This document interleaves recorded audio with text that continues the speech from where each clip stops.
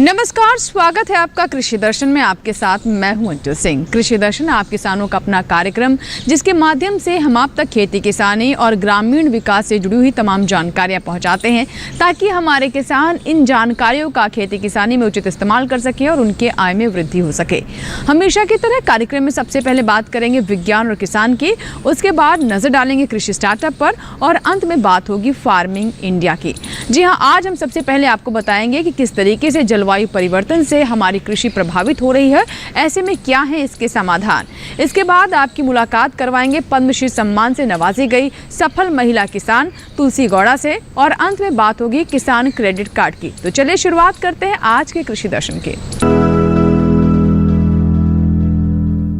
कृषि दर्शन में सबसे पहले नजर विज्ञान और किसान पर।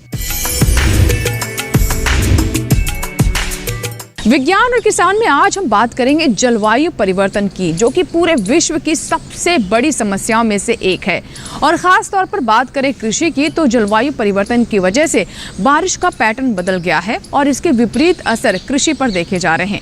ऐसे में बहुत महत्वपूर्ण हो जाता है कि हमारे किसान भी खेती किसानी के तरीके को बदलें और ऐसे में हमारे कृषि वैज्ञानिक इस दिशा में लगातार किसानों को प्रेरित करने का प्रयास कर रहे हैं।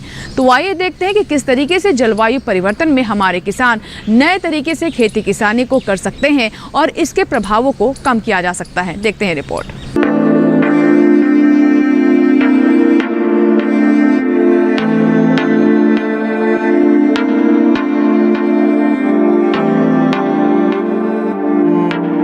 अगस्त सितंबर तक बारिश होना, ये सब जलवायु में होने वाले बदलाव की वजह से हो रहा है।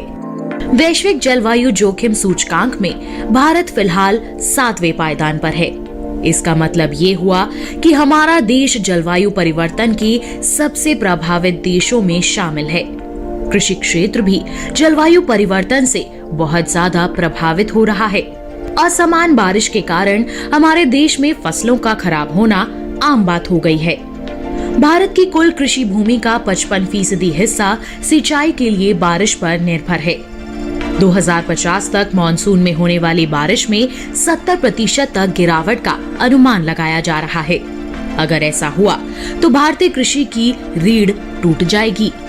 भारत मौसम विज्ञान विभाग का कहना है कि 19वीं सदी के बाद से पृथ्वी की सतह का तापमान 3 से 6 डिग्री तक बढ़ गया है।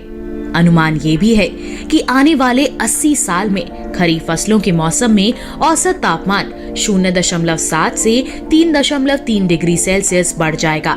वैज्ञानिकों को डर है कि बढ़ता तापमान महाविनाश का कारण बन सकता है। तापमान में हर 1 डिग्री सेल्सियस की वृद्धि भारत में 6000 किलो गेहूं का उत्पादन कम कर सकती है।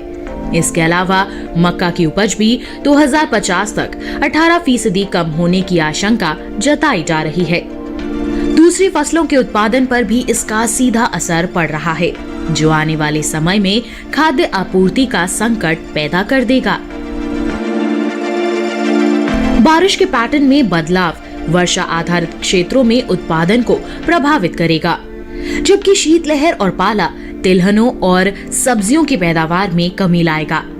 जलवायु परिवर्तन का सबसे ज्यादा असर बागवानी फसलों पर पड़ने वाला है। पूर्वोत्तर भारत में बाढ़ का, पूर्वी तटीय क्षेत्रों में चक्रवात का, उत्तर पश्चिम भारत में पाले का, मध्य और उत्तरी क्षेत्रों में गर्म लहरों का खतरा बढ़ता जा रहा है। ये जलवायु आपदाएं भी कृषि उपज को नुकसान पहुंचाती हैं। जलवायु परिवर्तन किसी न किसी रूप से मिट्टी, मवेशियों और कीट पतंगों पर भी असर डालता है।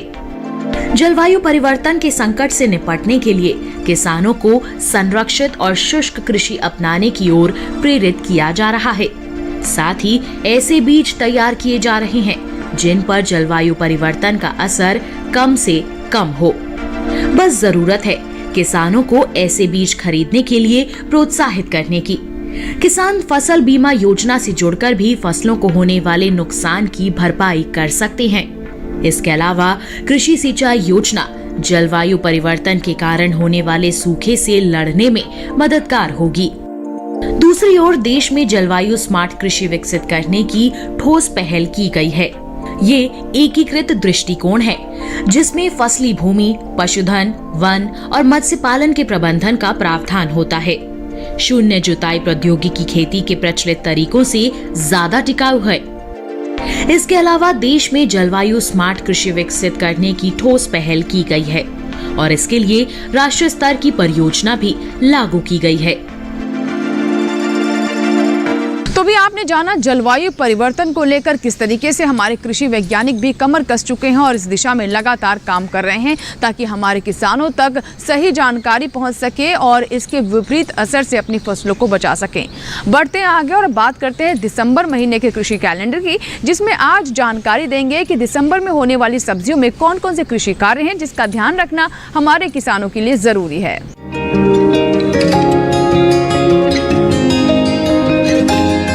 मटर की फसल में 2% यूरिया के घोल का छिड़काव करें। इससे मटर की फलियों की संख्या में वृद्धि होती है। कद्दू वर्गीय सब्जियों की अगेती फसल के पौधे तैयार करने के लिए बीजों को छोटी पॉलीथीन के थैलों में भरकर पॉली घरों में रखें। राजमा, सेम, टमाटर, मिर्च, शिमला मिर्च, गेंदे, मटर व रबी फसलों में शाम के समय आवश्यकता अनुसार हल्की सिंचाई करें। पालक, धनिया और मेथी की बुआई कर सकते हैं। पत्तों की अच्छी बढ़वार के लिए 50 ग्राम यूरिया प्रति हेक्टेयर की दर से छिड़क दें। तो ये था दिसंबर महीने का कृषि कैलेंडर। इसी के साथ ही वक्त एक छोटे से ब्रेक का। ब्रेक के बाद जब वापस आएंगे तो बात करेंगे कृषि स्टार्टअप की, मुलाकात करवाएंगे आपकी सफल महिला किसान से। कहीं मत जाएगा, बने रहे कृषि दर्शन के साथ। छोटा सा ब्रेक।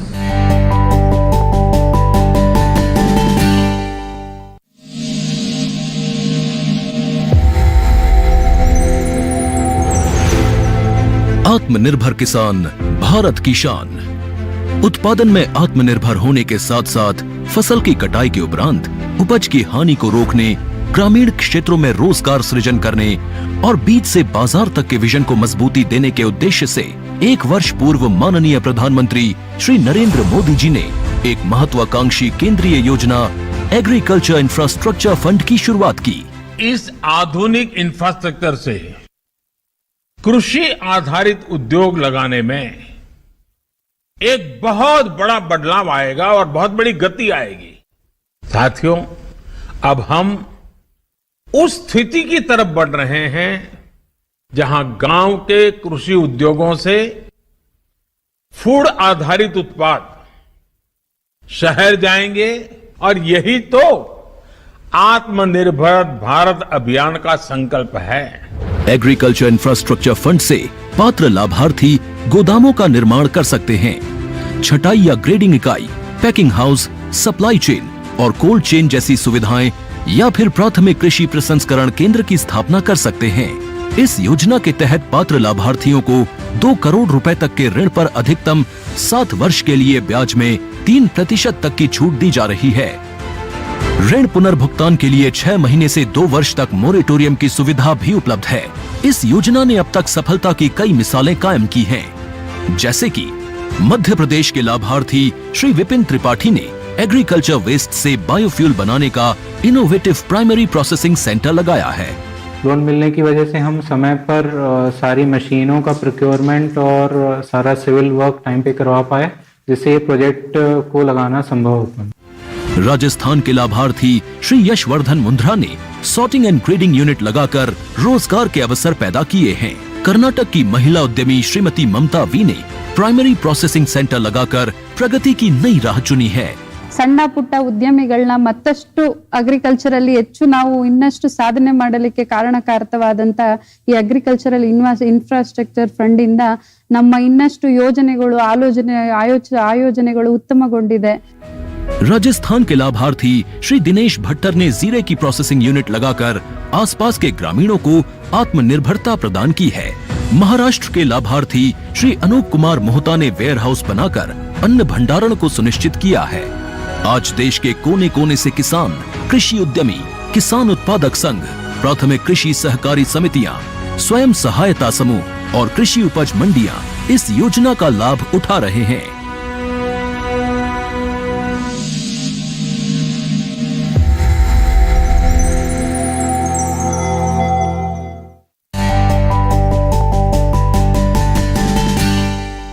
ब्रेक के बाद एक बार फिर आपका स्वागत है। आप देख रहे हैं कृषि दर्शन। आइए अब नजर डालते हैं कृषि स्टार्टअप पर। हमारे जीवन में पर्यावरण की बहुत महत्वपूर्ण भूमिका है और हम स्वच्छ वातावरण में ही सुखद जीवन जी सकते हैं। पेड़ पौधे पर्यावरण में संतुलन बनाते हैं, इसीलिए हर व्यक्ति की जिम्मेदारी बनती है कि अपने जीवन काल में अधिक से अधिक वो वृक्ष लगाएं। आज हम आपकी मुलाकात करवाने वाले हैं एक ऐसी ही महिला किसान से जिनका नाम है तुलसी गौड़ा और इन्हें पद्मश्री सम्मान से नवाजा गया। जी हाँ, पर्यावरण संरक्षण के प्रति उन्होंने किस तरीके से अपनी जिम्मेदारी निभाई और कितना अहम योगदान दिया, आइए जानते हैं।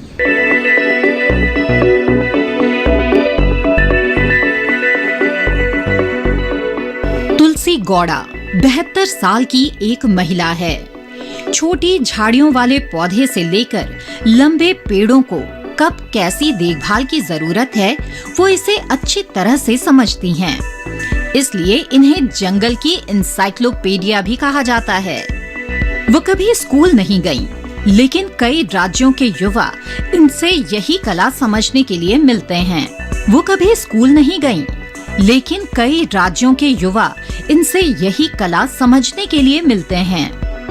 पेड़ और हर्ब्स की प्रजातियों के बारे में उनकी जानकारी विशेषज्ञों से भी ज्यादा है। उम्र के इस पड़ाव पर हरियाली बढ़ाने और पर्यावरण सहेजने का उनका अभियान जारी है। भारत सरकार ने पर्यावरणविद तुलसी गौड़ा की इसी उपलब्धि के लिए उन्हें पद्मश्री से नवाजा है। आज तुलसी गौड़ा का नाम पर्यावरण संरक्षण के सच्चे प्रहरी के तौर पर लिया जाता है। तुलसी गौड़ा एक आम आदिवासी महिला हैं, जो कर्नाटक के होन्नाली गांव में रहती हैं। उनके पास भले ही कोई शैक्षणिक डिग्री नहीं है, लेकिन प्रकृति से जुड़ाव के बल पर उन्होंने वन विभाग में नौकरी भी की। 14 वर्षों की नौकरी के दौरान उन्होंने हजारों पौधे लगाए, जो आज वृक्ष बन गए हैं। रिटायरमेंट के बाद भी वे पेड़ पौधों को जीवन देने में जुटी हुई हैं। अपने जीवन काल में अब तक वे 1 लाख से भी अधिक पौधे लगा चुकी हैं। आमतौर पर एक सामान्य व्यक्ति अपने संपूर्ण जीवन काल में एकाध या दर्जन भर से अधिक पौधे नहीं लगाता है, लेकिन तुलसी गौड़ा को पौधे लगाने और उसकी देखभाल में अलग किस्म का आनंद मिलता है। आज भी उनका पर्यावरण संरक्षण का जुनून कम नहीं हुआ है। उनकी खासियत है कि वह केवल पौधे लगाकर ही अपनी जिम्मेदारी से मुक्त नहीं हो जाती हैं, बल्कि पौधे रोपण के बाद एक पौधे की तब तक देखभाल करती हैं जब तक वह अपने बल पर खड़ा न हो जाए। वो पौधों की अपने बच्चे की तरह सेवा करती हैं। उन्हें पौधों की विभिन्न प्रजातियों और उसके आयुर्वेदिक लाभ के बारे में गहरी जानकारी है। एक अनपढ़ महिला होने के बावजूद वो समझती हैं कि पेड़ पौधों का संरक्षण किए बगैर खुशहाल भविष्य की कल्पना नहीं की जा सकती, लिहाजा अपने स्तर से इस काम में जुटी हुई हैं। जीवन के जिस दौर में लोग अमूमन बिस्तर पकड़ लेते हैं, उस उम्र में भी तुलसी गौड़ा सक्रियता से पौधों को जीवन देने में जुटी हुई हैं। तुलसी गौड़ा पर पौधरोपण का जुनून तब सवार हुआ जब उन्होंने देखा कि विकास के नाम पर निर्दोष जंगलों की कटाई की जा रही है। ये देख उन्होंने पौधरोपण का सिलसिला शुरू कर दिया।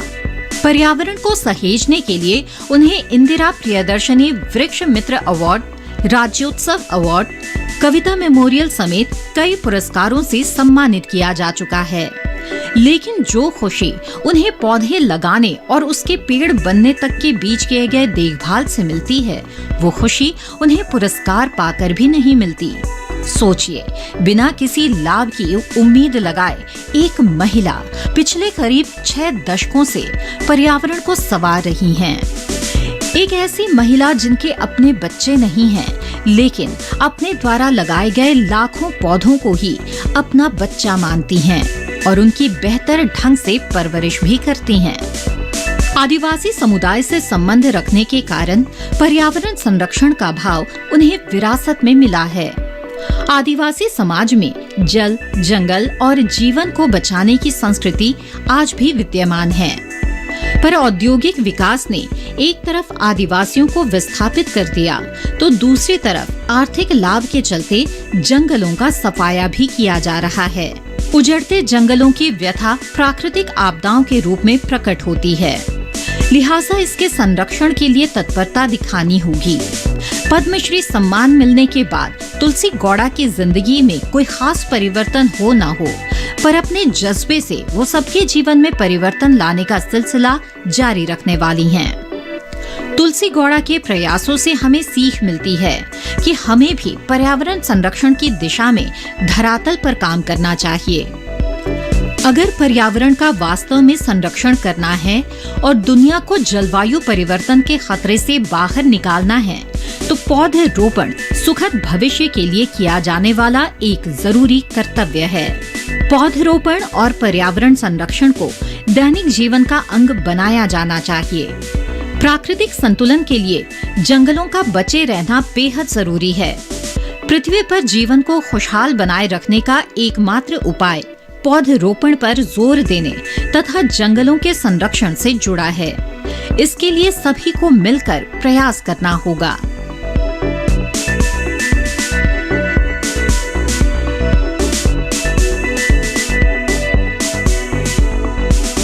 तो ये थी पद्मश्री सम्मान से सम्मानित तुलसी गौड़ा की कहानी, जिन्होंने अपने जीवन काल में हजारों वृक्ष लगाए। उनसे हमारे अन्य किसान भी सीख ले सकते हैं। इसी के साथ ही यहाँ वक्त एक छोटे से ब्रेक का। ब्रेक के बाद जब वापस आएंगे तो बात करेंगे फार्मिंग इंडिया की। कहीं मत जाएगा, बने रहे कृषि दर्शन के साथ। छोटा सा ब्रेक।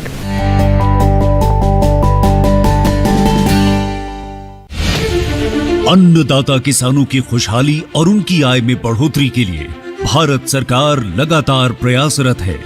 माननीय प्रधानमंत्री श्री नरेंद्र मोदी जी के दूरदर्शी नेतृत्व में पिछले 7 वर्षों में खेती को आधुनिक और किसानों को आत्मनिर्भर बनाने के लिए कई निर्णय लिए गए हैं। छोटा किसान बने देश की शान, ये हमारा सपना है। देश के 80% से ज्यादा किसान ऐसे हैं जिनके पास 2 हेक्टेयर से भी कम जमीन है। अब देश में इन्हीं छोटे किसानों को ध्यान में रखते हुए कृषि सुधार किए जा रहे हैं, निर्णय लिए जा रहे हैं। प्रधानमंत्री किसान सम्मान निधि योजना की शुरुआत 24 फरवरी 2019 को माननीय प्रधानमंत्री श्री नरेंद्र मोदी जी के द्वारा की गई थी। पीएम किसान योजना का पूरा खर्च भारत सरकार वहन करती है। इसके तहत लाभार्थी किसानों को हर साल 6,000 रुपए की सम्मान राशि 2,000 रुपए की 3 समान किस्तों में सीधे उनके बैंक खातों में हस्तांतरित की जाती है। अब तक 11 करोड़ से भी अधिक लाभार्थी किसानों के बैंक खातों में 1,58,000 करोड़ रुपए से अधिक की राशि सीधे ट्रांसफर की जा चुकी है। किस्तों की जानकारी किसानों को एसएमएस के माध्यम से दी जाती है। இப்போ நேரா நாங்க வந்து பேங்க்குக்கு ஆக்சுவல் போகும்போது அந்த பணத்தை நாங்க வித்ரா பண்ணிட்டு வந்து நாங்க விவசாயம் பண்ணிக்கிறோம்। इस मदद से बुआई के पहले अब किसानों को बीज, खाद, कीटनाशक और कृषि संबंधी अन्य जरूरतों के लिए साहूकारों के आगे हाथ नहीं फैलाना पड़ता। અને એના લીધે મારે કોઈ જોડે કે સગા સંબંધી કે મિત્રો જોડે મારે ઉછીના પૈસા લેવાની જરૂર પડતી નથી અને એનાથી હું સારી એવી खेती કરી શકું છું। इस योजना से मिले लाभ तथा आवेदन की स्थिति देखने के लिए पीएम किसान पोर्टल लॉन्च किया गया है। इस पोर्टल के माध्यम से पात्र किसान अपना पंजीकरण स्वयं करने के साथ साथ अब तक मिले लाभ और अपने आवेदन की स्थिति फार्मर्स कॉर्नर से देख सकते हैं। इस योजना का लाभ पात्र किसानों को ही मिल सके, इसके लिए इस प्रक्रिया को फूल प्रूफ बनाते हुए इसे आधार और इनकम टैक्स वेरिफिकेशन के साथ साथ फिजिकल वेरिफिकेशन से भी जोड़ा गया है। इसके अलावा किसानों की सुविधाओं और जानकारी के लिए पीएम किसान मोबाइल ऐप भी विकसित किया गया है। पीएम किसान सम्मान निधि योजना का लाभ देश के सभी राज्यों और केंद्र शासित प्रदेशों के किसानों को मिल रहा है। इसे हासिल करके हमारा किसान सबल और आत्मनिर्भर हो रहा है। इस स्कीम ने हमारा भारत सरकार ने हमारा किसान के लिए बहुत बड़ा सम्मान दिया है। इसीलिए हम भारत सरकार को, प्रधानमंत्री नरेंद्र मोदी जी को हम बहुत बहुत धन्यवाद देती हूँ। आत्मनिर्भर भारत की पहचान प्रगतिशील और समर्थ किसान।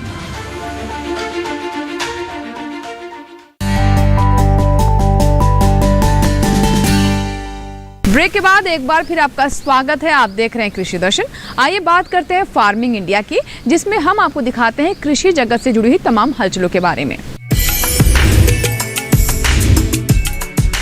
किसानों की बेहतरी के लिए सरकार लगातार कदम उठा रही है ताकि हमारे किसानों की आर्थिक स्थिति बेहतर हो सके, उनकी आय में वृद्धि हो सके और उनकी आय दुगनी हो सके। खेती किसानी से वो अधिक से अधिक लाभ कमा सकें। ऐसी ही एक योजना है किसान क्रेडिट कार्ड। कैसे हमारे किसान इस योजना से लाभ ले सकते हैं और कौन कौन सी विशेष बातें हैं जो कि किसान क्रेडिट कार्ड से जुड़ी हुई हैं, आइए जानते हैं।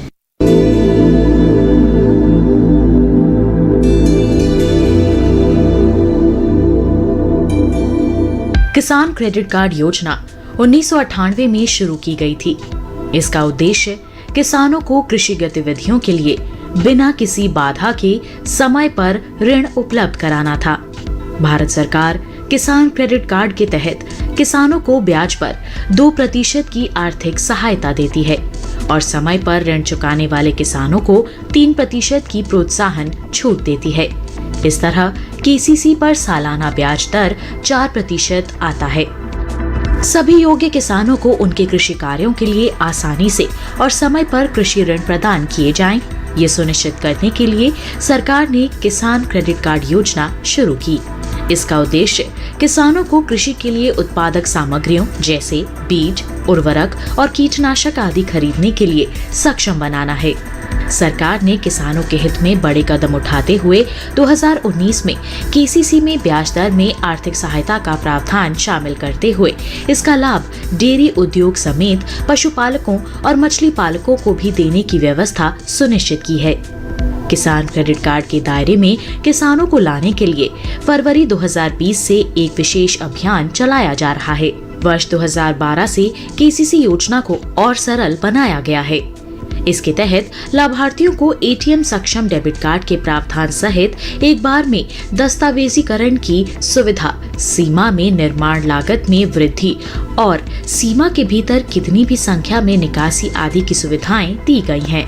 सार्वजनिक क्षेत्र के बैंकों और नाबार्ड से प्राप्त सूचना के अनुसार इस अभियान के तहत 29 जनवरी 2021 तक देश भर के किसानों को 1.76 लाख करोड़ रुपए की खर्च सीमा के साथ 187.03 लाख केसीसी स्वीकृत किए गए हैं। किसान क्रेडिट कार्ड की वजह से किसान अपनी फसल का बीमा भी करवा सकते हैं, जिस किसी भी कारण से अपनी फसल नष्ट होने पर उनको मुआवजा भी दिया जाता है, जैसे बाढ़ की स्थिति में फसल का डूब के नष्ट हो जाना या सूखा पड़ने पर फसल का जल जाना आदि सुविधाओं में यह किसान क्रेडिट कार्ड बहुत ही ज्यादा काम आता है। इसकी वजह से किसान लाभ उठा सकते हैं। सस्ती ब्याज दर पर लोन उपलब्ध कराने के इस अभियान से न सिर्फ किसानों की आय में बढ़ोतरी होगी, बल्कि इससे ग्रामीण अर्थव्यवस्था को मजबूती मिलेगी और कृषि तथा इससे जुड़े क्षेत्रों में उत्पादन बढ़ेगा। साथ ही हमारे देश के लिए खाद्य सुरक्षा सुनिश्चित करने की दिशा में भी इस मुहिम की विशेष भूमिका होगी। तो ये थी हमारी खास रिपोर्ट किसान क्रेडिट कार्ड पर। बढ़ते हैं आगे और बात करते हैं मोबाइल ऐप की, जहां इस भाग में हम आपको कृषि संबंधी ऐप्स की जानकारी देते हैं, जिन्हें डाउनलोड कर हमारे किसान तमाम जानकारियां हासिल कर सकते हैं। जी हां, अगर आप फसल बीमा योजना के बारे में जानना चाहते हैं तो आप डाउनलोड कर सकते हैं फसल बीमा मोबाइल ऐप। आइए देखते हैं इससे जुड़ी तमाम बातें हमारी इस रिपोर्ट में। फसल बीमा मोबाइल ऐप किसानों, राज्यों, बीमा कंपनियों और बैंकों सहित सभी हितधारकों के लिए उपयोगी है। कृषि विभाग, सहकारिता और किसान कल्याण द्वारा किसानों के हित में लॉन्च किया गया है। प्रधानमंत्री फसल बीमा योजना और मौसम आधारित फसल बीमा योजना दोनों बीमा योजनाओं को कवर किया गया। बीमित किसानों को बीमा की किस्त और उसकी कट ऑफ डेट की जानकारी प्रदान करता है। बीमित किसान फसल खराब होने की शिकायत 72 घंटों में फसल बीमा ऐप पर दे सकते हैं। बीमा के साथ साथ किसानों को ऋण और बैंकों के लिए एकीकरण की सुविधा भी प्रदान करता है। मोबाइल ऐप और वेब पर फसल की लोकेशन के जरिए बीमा कंपनी से संपर्क करके जानकारी प्राप्त कर सकते हैं।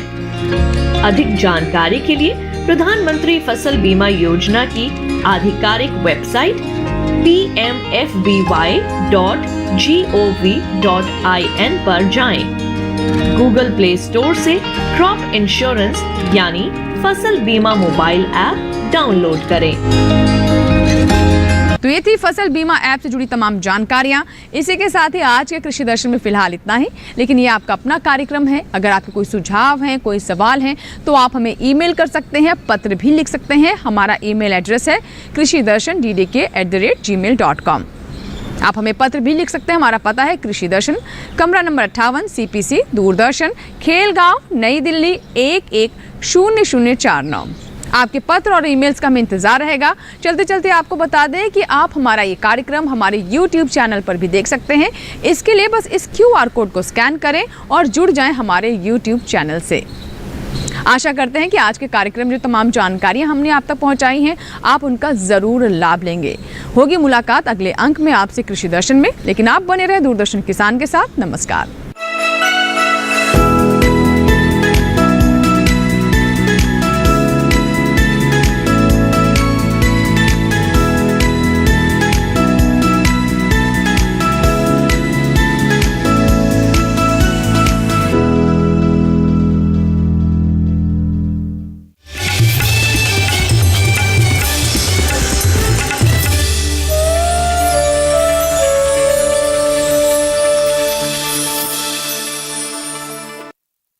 दुधारू पशु बन रहे हैं घातक बीमारी का निशाना। पशु के शरीर पर गांठें और तेज बुखार का आना। बढ़ न जाए कहीं पशुपालकों को पछताना। क्यों जरूरी है बीमारी में सावधानी अपनाना? जानिए लंपी स्किन डिजीज के लक्षण और क्या है बचाव। कार्यक्रम अपना पशु चिकित्सक में इस रविवार शाम 6:30 बजे सिर्फ दूरदर्शन किसान पर।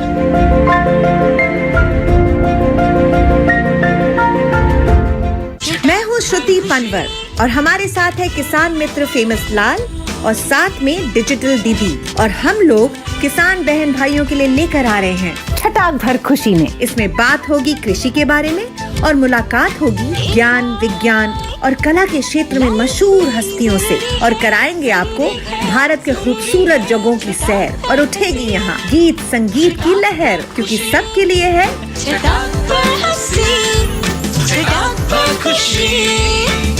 छटाक भर खुशी। देखिए हर शुक्रवार शाम 4:30 बजे से। कुछ तो मस्त बात है इस जगह की, गली गली में बात है इस जगह की। यहाँ है खलबली हंसी सर पर चढ़ी,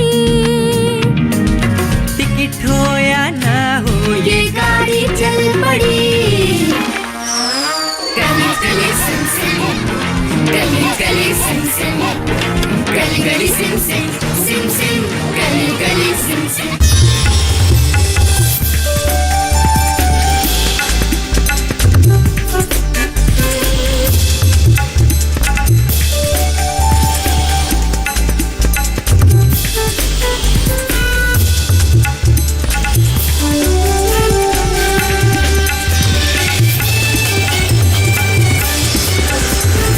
टीवी के साथ बदलते